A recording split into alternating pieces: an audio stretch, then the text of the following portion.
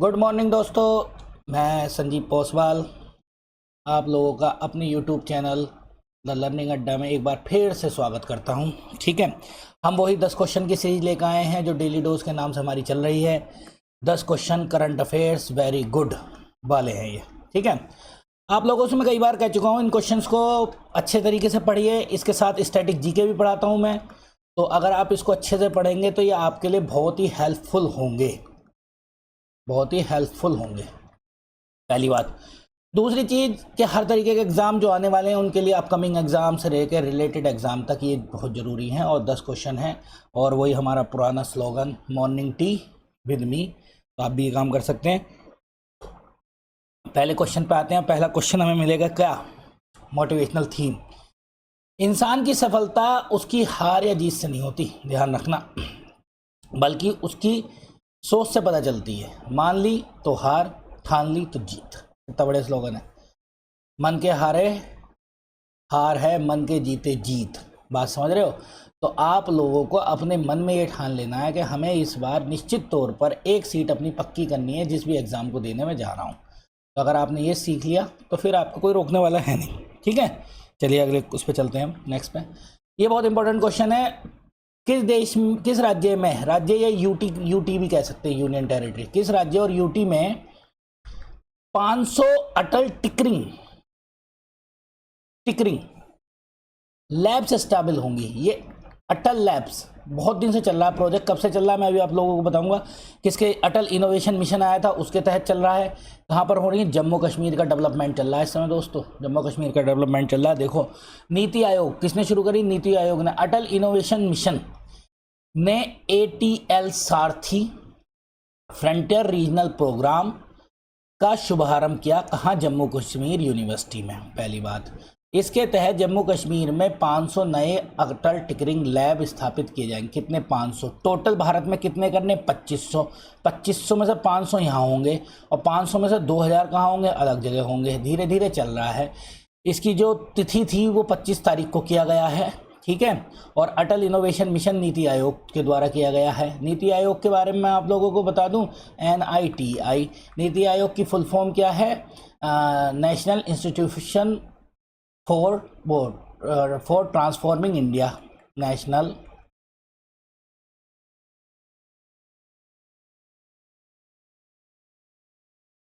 Institution for transforming India. कब आया था? 2015 में। जब आए थे कौन? मोदी जी। उसके बाद इसको लाया गया। इससे पहले इसका नाम क्या था? योजना आयोग।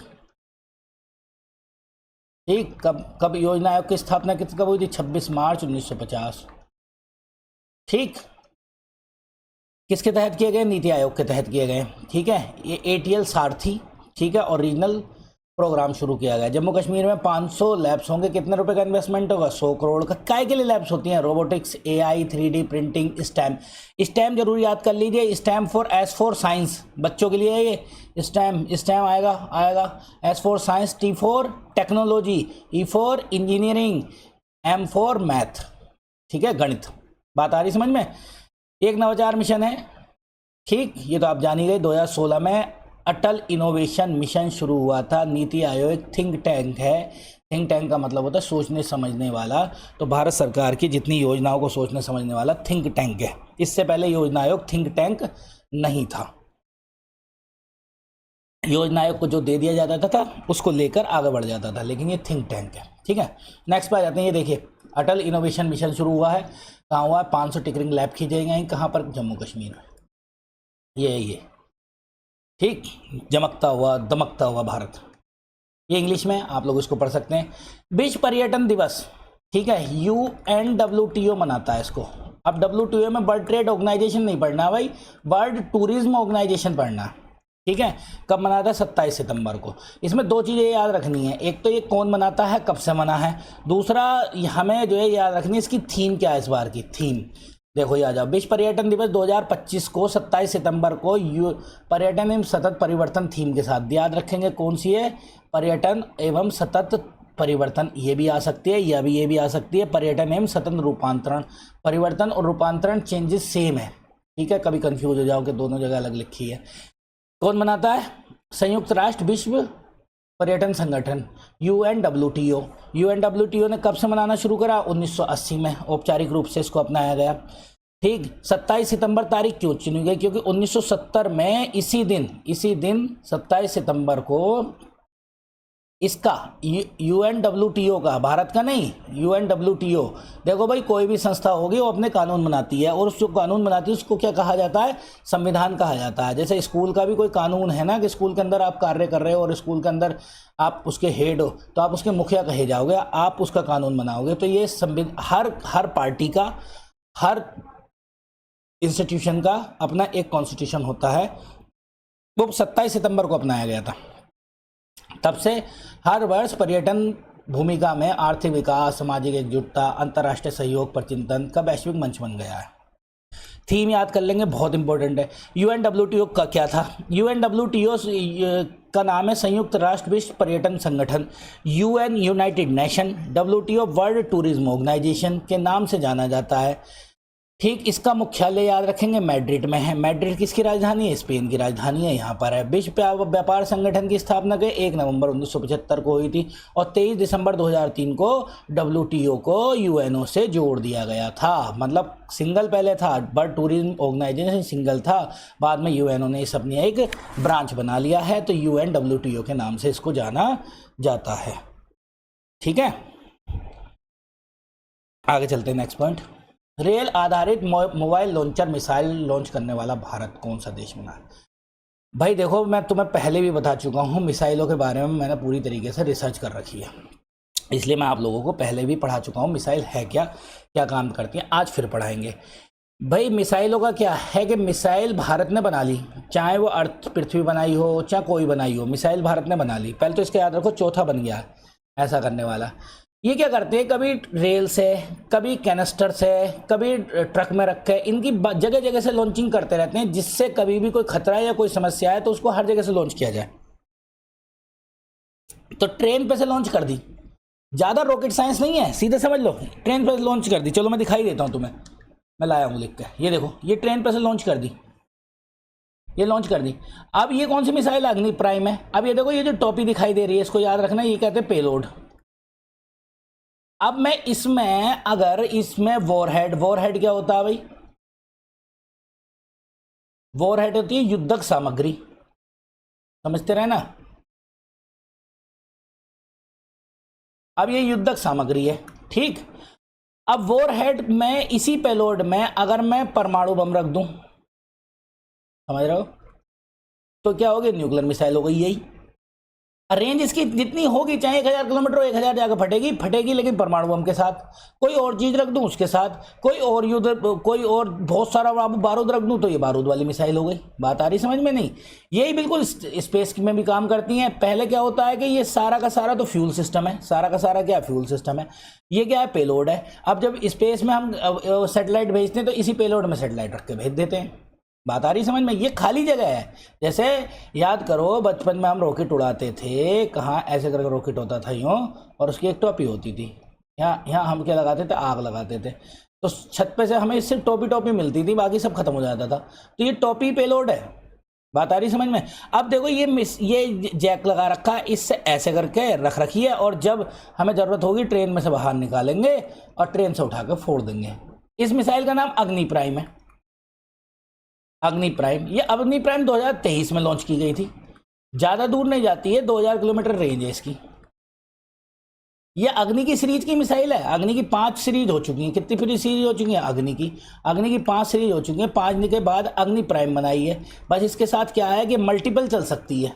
ये नेक्स्ट जनरेशन की मिसाइल है, मल्टीपल चल सकती है। जैसे अब आ जाए पीछे, जैसे मैंने आपको बताया चौथा देश बन गया। इससे पहले 3 ही देश थे जिन्होंने रेल पे परीक्षण किया था। भारत ने एक बड़ा परीक्षण करते हुए रेल आधारित मोबाइल लॉन्चर सिस्टम, मोबाइल का मतलब क्या होता है? एक जगह से दूसरी जगह ले जाना। 2000 किलोमीटर की मारक क्षमता वाली अग्नि प्राइम, मैंने आप लोगों को अभी बता दिया। अग्नि प्राइम क्या? नेक्स्ट जनरेशन की मिसाइल है। इस देश में मिसाइल को तैनात करने के लिए क्षमता प्रदर्शित हुई है। पहली बार रेल अग्नि प्राइम मिसाइल को सफलतापूर्वक लॉन्च किया गया है। बात आ रही है समझ में। जून 2023 में डीआरडीओ ने उड़ीसा में ही होता है, एपीजे अब्दुल कलाम द्वीप में, और कहाँ है ये, बालासोर में, ठीक, बालासोर में है, और इसको कहते हैं इंटीग्रेटेड क्या है, टेस्टिंग रेंज, ये कहते हैं। दूसरी चीज कौन सी जगह पे, चांदीपुर, ठीक, बालासोर जगह है, चांदीपुर आइलैंड है, द्वीप पर। अग्नि यहीं पर होते हैं, मिसाइल के सारे परीक्षण यही होंगे, अग्नि मिसाइल और अग्नि मिसाइल की अग्नि प्राइम सीरीज, जिसका नाम है अग्नि प्रीम का पी का सफलतापूर्वक परीक्षण किया था 2023 में। आज इसका रेलवे में परीक्षण कर लिया। अग्नि प्राइम अग्नि मिसाइल का एक परमाणु सक्षम उन्नत, देखो परमाणु सक्षम का मतलब मैंने बताया ना, वॉर हेड में रख के भेज दो परमाणु बन जाएगा, ये परमाणु मिसाइल बन जाएगी, फटेगा तो परमाणु बम फटेगा जाकर वहां पर। 2 चरणों वाली कनस्तर मिसाइल टेस्ट है। अब कनस्तर क्या होता है, कैनेस्टर देखे होंगे आपने, क्या होते हैं वो, कंटेनर जो होते हैं, कंटेनर पर रखकर फोड़ी गई थी कुछ दिन पहले, ये तो इसको कनस्तर मिसाइल कह देते हैं। वही बड़े बड़े ट्रकों पे जो होते हैं जिसमें सामान लेके जाया जाता है। अधिकतम इसकी 1000 से 2000 किलोमीटर है। अग्नि श्रेणी की पिछली सभी मिसाइलों से हल्की है, बढ़िया, और ये multiple independently targetable re entry vehicle है, MIRV, इसको याद रखेंगे, मतलब एक साथ कई सारे काम कर सकती है, ठीक है। अब यहाँ पे मैंने आप लोगों को समझाने के लिए लाया था, इसीलिए ये पेपर छोड़ा है मैंने। एक याद रखेंगे, एक प्रोग्राम शुरू हुआ था IGMDP 1983, इसकी फुल फॉर्म है integrated guided missile development programme. Integrated guided missile development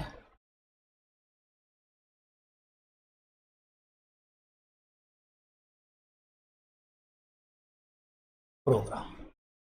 किसने शुरू करा था, APJ Abdul Kalam, missile man हमारे अब्दुल कलाम साहब ने। और अब्दुल कलाम ने क्या करा था साहब, ये भी समझ लीजिए, मिसाइलें बनाई थी, कौन सी, याद रखना, PATNA।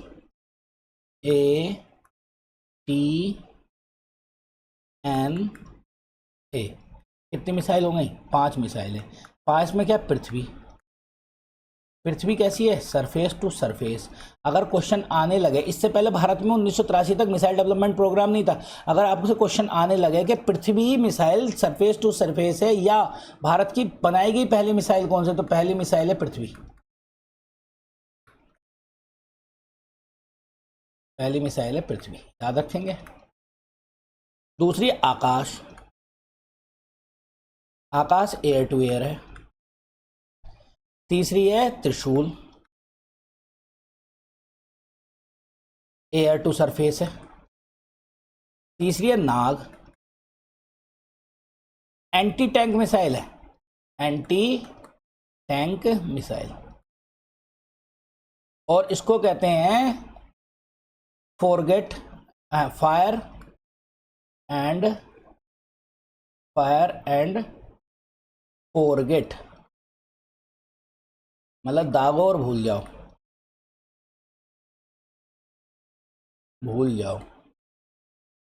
मतलब आप अगर टैंक की तरफ छोड़ दोगे तो जब तक टैंक को ख़त्म करनी करेगी तब तक नहीं आएगी। अब आता अग्नि मिसाइल, अग्नि मिसाइल की कितनी सीरीज आ गई, 5 आ गई हैं।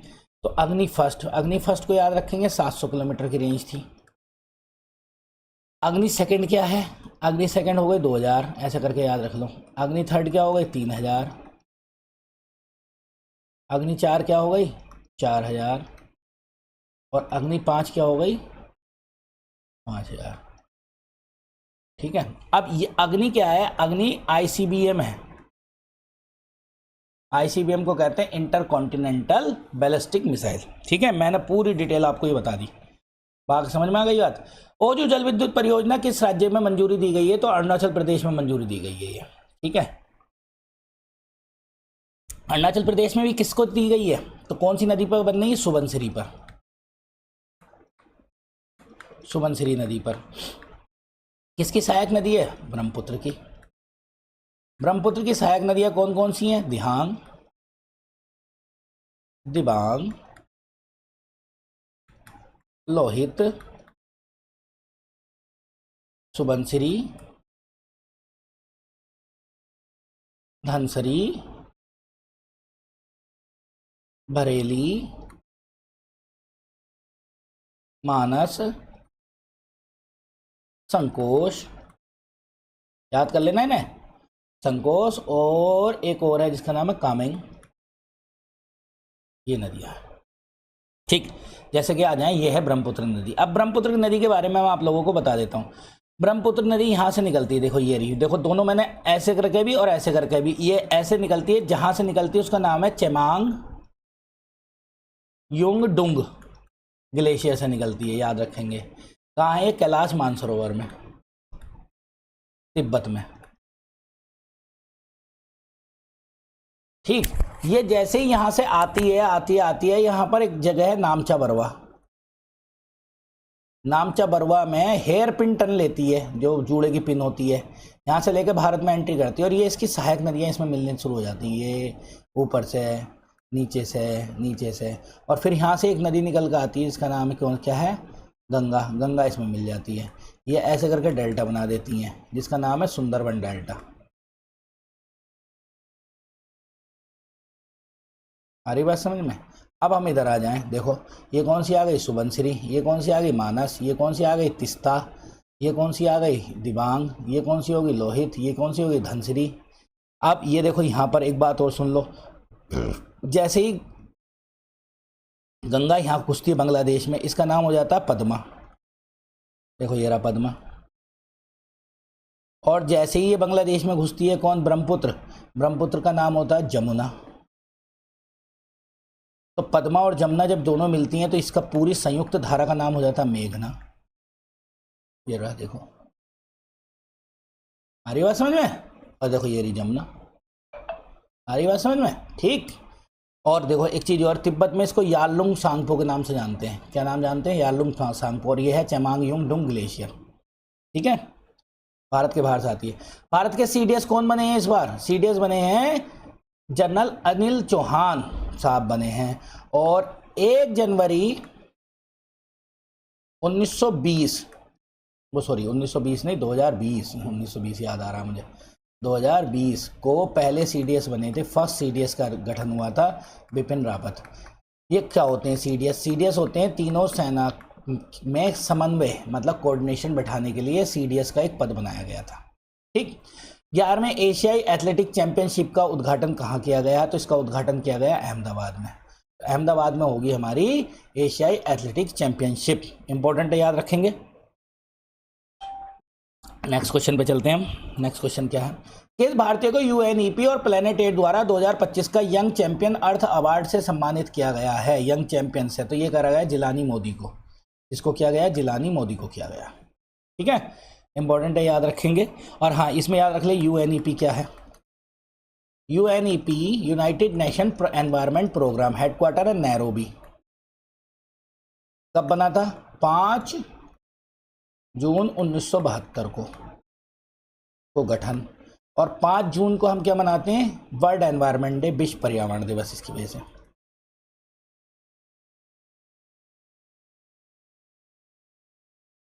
ठीक, नेक्स्ट पर जाए।